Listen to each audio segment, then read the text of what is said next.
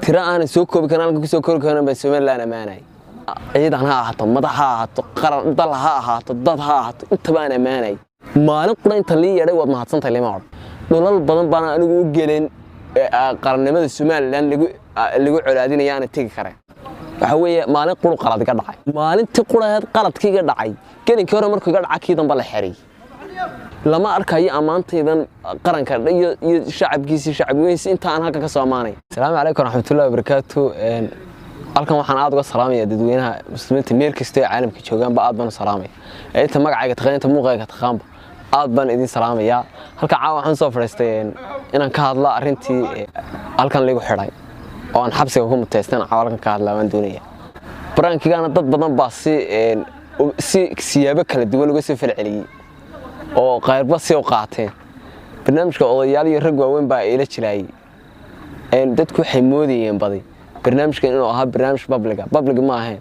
ninkan odayga ee dadku ka qayliyeen oo la leeyahay ninkan halis buu galiyay halis maan gelin anigu ninkan nin jilaayo oo barnaamijka ila jilayay oo barnaamijka ina dhigayay ma ahayn nin aan anigu cidla hub kaga qabtay ama aan cidla ka qabsaday ma ahayn nin barnaamijka ila dhigayay inta hadan ku soo dhaafay qodobka labadan ka hadlaya waxa weeye ciidanka booliska markay ay qabteen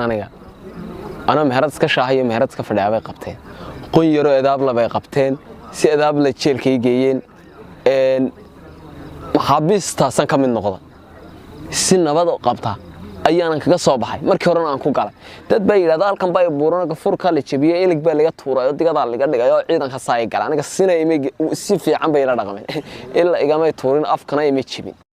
lixda habeen aan xidhnaa lix habeen baan xidhnaaban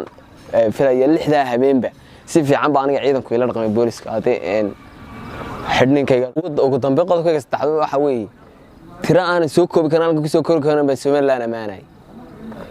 TikTok ay haato YouTube kay haato Facebook ay haato meel kasto aan social media meel kasto ka xidhan haato iyo intan ku xidhnaan halka isticmaalaya baa Soomaaliland amaanay waxa weeye maalin quru qalad ka dhacay